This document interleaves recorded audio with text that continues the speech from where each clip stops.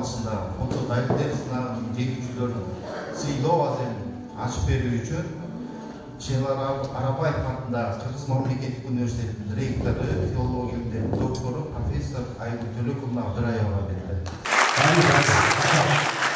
Мамлекеттик тилдин абалы биз мамлекетте кандай экендиги бул жерде фото далилдер менен берилет.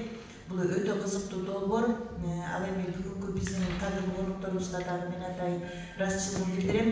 Тилдин абалына ошо жалпы баарыбыз көңүл бурушубуз керек деген ишеничтемин да. Качан гана биз ошол кийинки муунга тилибизди ошол сактап өткөзүп берсек, ошол тил андан ары биздин улуттун негизги баягы символикасы катары мамлекеттик тил бул кылымдар жашаш керек. Кылымдар жашап келген, биз мамлекеттик тилибиз мындан ары кылымдар жашаш керек. Бүгүн Шайлар Арапаев атындагы мамлекеттик Кыргыз мамлекеттик университетинде жакшы иш-чара болуп атат. Мүмкүнчүлүктөн пайдаланып, жакында болуп өткөн баарыңыздар менен дагы жолу куттуктап кетем. Анан Кыргызда бекер айтылбайт, эне тилсиз эл болбойт, эл сүйбөгөн жер болбойт. Эне тилин билбеген эч нерсеге тең болбойт депчи. Анан бүгүнкү өткөрүлүп аткан сынактар мен ойлойм ушул жаштардын арасында, студенттердин арасында эне тилге болгон бир көз карашына таасирин тийгизет го депчи. Эми биз көбүрөөк билимге, анан эгерде бүгүнкү мына негизги предмет келе турган болсок, ушул өлкөбүздө, шаараларыбызда билесиздер, бул дагы бир маданияттуулуктун белгиси. Ал эми аны ишке ашыра турган 7 миллион эл бир заматта эле өзү зымга тискендей болуп тизилип калбайт. Аны ишке ашыра турган бир саналуу эле адамдар болот. Ошол саналуу адамдар сиздер деп ойлойм. Сиздер лидерсиздер, сиздер коомдук пикирди жаратасыздар, сиздер ошол элди бурасыздар. Кыргыздар айтат, сөз баштоо менен эл баштоо кыйын деп. Мен ойлойм, сиздер сөз баштагандары, эл баштагандары жигит кыздардан болосуздар деген ишеничим бар. Бардыңыздарды бүгүнкү өтүп жаткан иш-чара менен куттуктагым келет.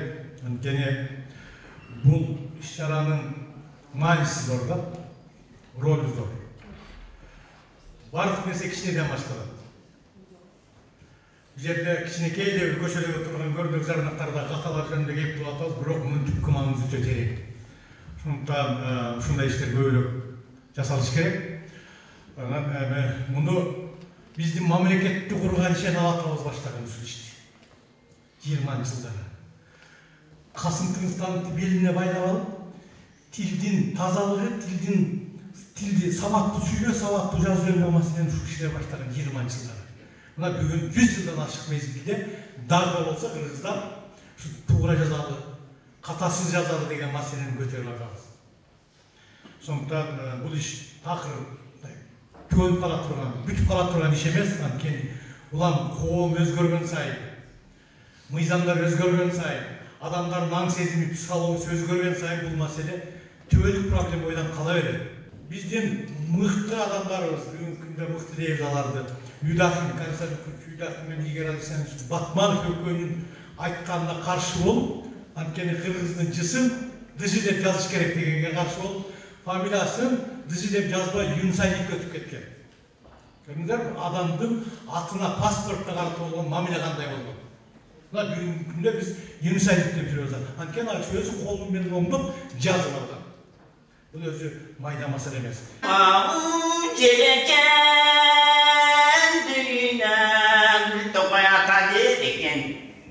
Aylanayın kalayın kuday metin görgöz, bu kardan çıkıp bölünüp gönüp gittin sen. Kırgızca biz gana büyüyoruz. Ulut bolup turgandan keyin, mamleket bolup turgandan keyin özübüz gana büyüyoruz. Ar bir jaran büyüşe gerek. Үйдөн кыргызча сүйлөш керек. Ката көрсө оңдошубуз керек. Жасалма интеллектте туура жазганды үйрөнүшүбүз керек. Мына ошол үчүн ар бириңиздер жүрөгүңүздөрдө кыргыз деген улут үчүн, кыргыз улуу кыргыз эл үчүн, уруу кыргыз тили үчүн, кылымдарды карткан эл үчүн биз ар бирибиз кызмат кылышыбыз керек. Баарыңыздарга ийгилик каалайбыз. Жеңүүчүлөрдү чын жүрөктөн куттуктайбыз.